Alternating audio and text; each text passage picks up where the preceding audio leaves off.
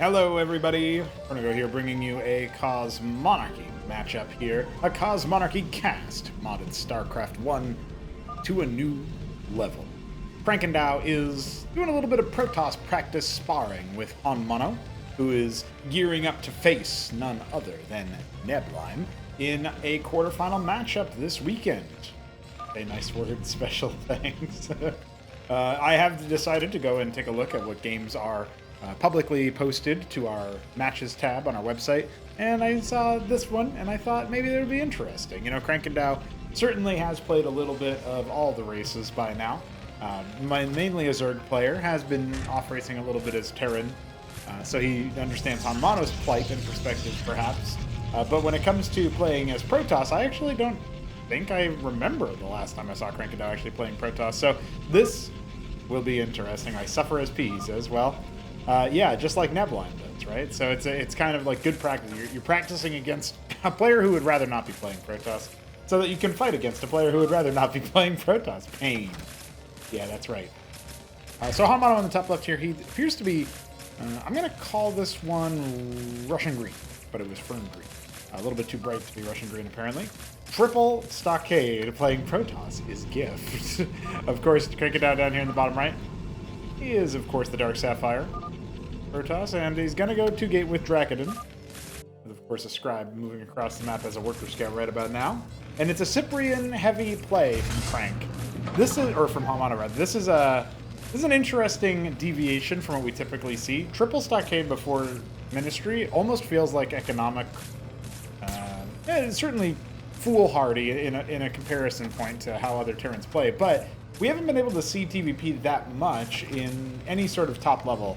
And HonMonO has his own style to him, so he doesn't even really compare to the average player you would consider a top level player. One thing that the Cyprian and now Huracan, as it's being added in composition, does accomplish a little bit is I think it defenestrates any sort of attempt to make Dracodon styles work early on.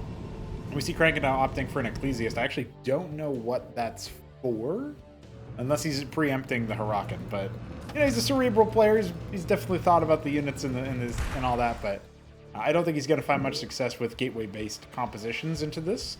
I think you can certainly use them for chaff, but you're probably going to want Dracodons in the long run, or in the middle run, I suppose, and then see if you can't go for some kind of defensive mode.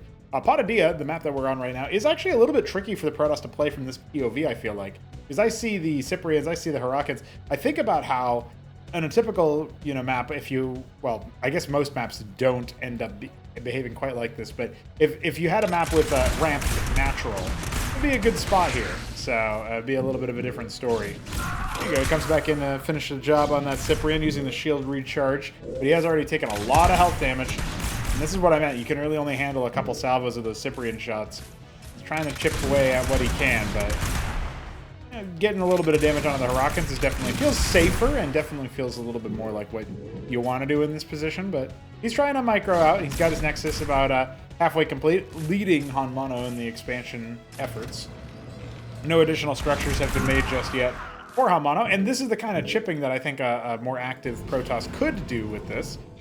But behind it, his actual army is still hanging back by the Nexus. I do feel like waypointing at the very least the Dracodons across the map is probably a smart move from here. Got a third gate coming. And of course, that Ministry will be finalized somewhat shortly, allowing HonMonO to scale up his production. He is making a Watchdog, and that's just going to be anti-drop for the most part, forcing a committal from the Envoy. This map actually gives me a little bit of flashbacks considering PROTOSS drops versus Terran. There was a Neblime versus Tap Ramen game where Neblime dropped his Cantavis, cast Psystorm, and scooped it up, and at that time it didn't cancel the storm. So it was a really good way to be safe from any anti-ground units specifically, and have the Envoy fly around a lot faster than the Cantavis can. But even against actual air attackers, it was still a little bit harder to kill the Envoy than it was to kill the Cantavis, so that was a cute move, but decidedly illegal one. Patched the game relatively quickly after seeing that, but that was just funny. That was just amusing to me. Ardent Authority on the way. to follow this composition up. I think this is all the right moves from Krankendau as far as compositionally speaking. Deal with Hurricanes. Cantors are very good at that. Throw out those dodgeballs, the Reaver equivalent here in Cosmonarchy. His Striders, which are the the Dracodons, is a catch-all term for anything that has the four-legged mech suit for the PROTOSS. The Striders are in a reasonable number, but you'll notice he actually has stopped bothering trying to do the micro thing. And I think that might be a missed opportunity, but it's also, you are gated by your APM, and Crank is playing his off race. He might even have a better time playing Iskozi. I'm not entirely sure. I'm not sure what he would consider his worst races, but PROTOSS definitely isn't it. So good to see that he's taken one for the team, helping the homies out. And of course, he's familiar with considering what the PROTOSS might do in PROTOSS versus Zerg, which is a matchup that we took a look at earlier in the week. Hit him up versus Hamster. Definitely a good match to check out. You guys missed it. It was a very bloody one. But yeah, it's not something that I think Krankendau is going to... Like, he doesn't come in here as a favorite, that's for sure. Maybe this will be useful practice for HonMonO and a useful little preview for Nebline if he ends up watching this video, and he'll take a look at HonMonO's style. But HonMonO is really good at prepping for a tournament, I've noticed. He does come in with like this bio style versus Zerg, and then he just completely switches it into mech later on and throws everybody off and ends up scoring a win. And then, one of his other wins against Siki in the group of battlements that he played in Group D, one of his wins was on Monazite, right? So it's a different story. It's an island map there. Second Ardent Authority warping in for Krankendau, and it does look like he wants to go for a third base. So reasonable timing on that. HonMonO has a lot of minerals in the bank, and it was also that he could save up for that Atlas. So it feels like he probably could have added, 4 more stockades at the same time or prior. Since he was gas gated indeed. You can see he ended up going for the sieve in both his main and his natural, and spending mostly money on the Hurricanes. Also, each Shaman obviously delays your Atlas by a little bit. It's 100 Vespine for that sucker. So. Or is it 200 now? I can't remember actually, because it used to be 100, and then obviously we did end up adjusting some things about it. But yeah, 200. So there you go. You make 3 of those, and you could have made an Atlas. That's another way to put it. So used to be you make 6 of them, but that was back when they stacked and they were individually less significant. Now they're a little bit more central in that way. And HonMonO used them basically in lieu of building static defense, or even like a Cestus or something. He deployed them for detection. He deployed them for better healing, and all that kind of stuff. So he's going to unpack them and move with them, but it's an investment into the future that does delay his tier 2. But Tier 2 is complete. So the stockades end up lifting off. He's going to add captaincy now. This is actually the first time I think I've seen HonMonO really heavily use that. His stockade with the Vestry add-on still providing a little bit of value in that respect. A treasury after the ministry. Interesting choice. He hasn't been able to actually break out onto the map.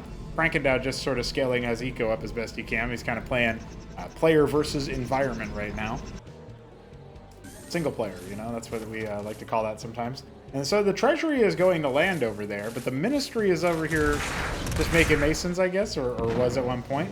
Now, not so much. A worker lead developing for the PROTOSS, and Krankendau, he's like, oh yeah, my opponent exists. I'm going to poke in there a little bit. 6 captaincies is no joke, though. Are we going to see apostles again? It's been a while since we've actually seen Tier 2 Terran bio.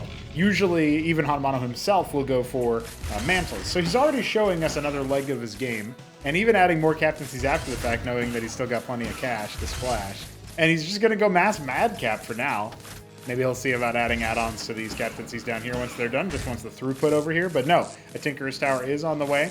If he goes Guildhall as well, I am going to have a bit of a crisis point, because I don't know that he can actually spend the money that he needs to make it work in the proper way there. But the Tinkerer's Tower makes a lot of sense. You go Striga to pull in the Cantors and stuff. That's actually going to be a really hard sell here for Krankendau. He does spot the Madcap, so he should be aware that indeed we have Tier 2 available for our Terran player. And 2 more Shamans being made, even though none of them have been destroyed. So that's another big, pretty heavy, sizable investment into that. The add-on system works, by the way, that when you build the add-on, all of your production structures can build the units that they enable. So are we going to get, yes, 6 Sirens on the way, 8 Sirens on the way, and he even queues the second time to spend down his money. I think it makes a lot more sense to go for a little bit of Striga action afterwards. You want those frontliners. I know he's got a lot of Harakans to churn through here, but he actually is taking a lot of damage, and he is going to need to do something about this. Krankendau feels like he could have maybe postured for some sort of more aggressive attack a lot sooner. Madcaps also need to stand still somewhat in order to get real good value here. As of right now, HonMonO does have those Sirens. And the Siren pulls units in whenever they hit him with a projectile. So if you see that, yeah, you just saw that Draken get pulled in, sucked in, even sucking away the Ecclesians so that they don't give you the speed boost that you're looking for there. And that does feel like it's just going to be a wrap for most of the Striders here. The artillery trying their best, but they can't quite outrange it. A Mind Tyrant was made, but it's so far from the front line. Still, the PROTOSS are trying to crack through. Another round of Sirens was made, as well as the Madcaps, but they're kind of like an anti-micro unit. You don't want to stutter step them too much so that they get their attack speed built up. But they do pretty good damage nonetheless. There's a lot of connections onto that. The Shamans are supposed to be absorbing some of that and providing a lot of that AoE healing, but there's so many Cantors, man. It's wild. The second Mind Tyrant on the way, but no reinforcements are coming. It's just the 7 Cantors left, and some dodgeball is indeed going to need to be made. A couple apostles arrive, such that they can indeed keep the army going. At the very least, they can try and force multiply, but let's just say those reanimations are not going to be giving him a humongous army, that's for sure. And I don't even think he's going to keep any PROTOSS units on. Oh, he tries, yeah, but not quite. Down to their last few combat units. And he's dodgeballing with... or trying to. Oh, man. That's all right. He'll clear that out. He landed the treasury, never lifted the ministry, and isn't really producing that much either. So HonMonO definitely free-ranging this one, freewheeling this one. Just like, oh, okay, I guess. Krankendau, meanwhile, definitely focused a lot on the micro side of things. You know, he's got the 10 workers idle at the 6 o'clock, and he's going to go ahead and jump out with his ridiculous gas, or a mineral bank, rather, and drop another Nexus. Down. Certainly, the double expansion timing of all time definitely makes sense. Worker transfer off to that side. Kind of just stringing him along right now. We have more Madcaps and Sirens where that came from. The reanimated Shaman is an easy pick. More Madcaps storming to the front. The Mind Tyrants are supposed to help out the Cantors here, but they're obviously very acing. Maelstrom to consume the corpses. Pretty good choice against the potential of Apostles, but none are there. Not right now. Speeds up the attack rate. But yeah, again, he just doesn't have these Cantors with him. And where is the rest of his army? It seems like it trickled in there, and he wasn't predicting the DPS boost from all of the Madcaps that were made. Oh man, there's a lot of them. Apostles are on the trot. Pretty spooky guys. You don't want to mess with them. When they attack, they can take a corpse from a nearby... just a nearby body and turn it into a servile warrior. Unitary Union warping in. I'm pretty sure, yeah, we did see another one. So Architects are on the way. Definitely the right unit for the job here. A lot of money still in the bank for Crank as he adds his, what is this? 6th base, it looks like. Not that his 5th is currently mining. What will Crank do without Larva? This ended up being a bit of a more slapstick game than I was expecting. Also, the treasury's off-center. Classic move. So I hope you guys enjoy the comedy routines that are visible here. Finally, we do get some Strigas coming out. At the very least, we get to see some of those advanced infantry units that we don't typically witness in a Terran versus PROTOSS, no less. A whole bio opener, right? He never went into any mech, and it's not because he has upgrades or anything. Finally, that ministry that was made, what, feels like 10 minutes ago? Not quite. Ends up landing at the, I guess we could call that one a 10 o'clock base. And we'll start to produce some workers. We obviously do have the guild hall coming up, so that could be autocrats or Olympians. I would actually favor Olympians right now, but that's just because they're a cool unit, you know? They're the best, according to their voice lines. Also, I feel like they steady up against things like the Architect attacks in low numbers or what have you. So, pretty good damage, pretty good durability for a mineral heavy unit. And there it is. Guild hall is complete. what are we going to see? Only one Olympian so far actually queued up. He's got a dearth of resources right now. Abandoned his mining in the main base and obviously down by 40 workers. Doesn't contribute very well, but he is mining again over here at the 10 o'clock. Will give him that extra income that he needs. He's got a reasonable amount over here in the mineral-heavy third base. That's off over yonder. Looks like 8 minerals in both of the bases here, both of the possible thirds. The forward third, though, is always a little bit riskier for my money, but at the very least, HonMonO is taking action to secure it off to the side here.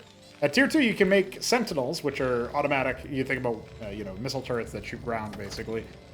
Not quite the same kind of unit, but at the very least, it works. And so it's a mindless defense instead of what Terran usually has, and you can see him exactly realizing, okay, I can go ahead and drop some of those. And it doesn't look like the Zealot is going to be particularly perturbed.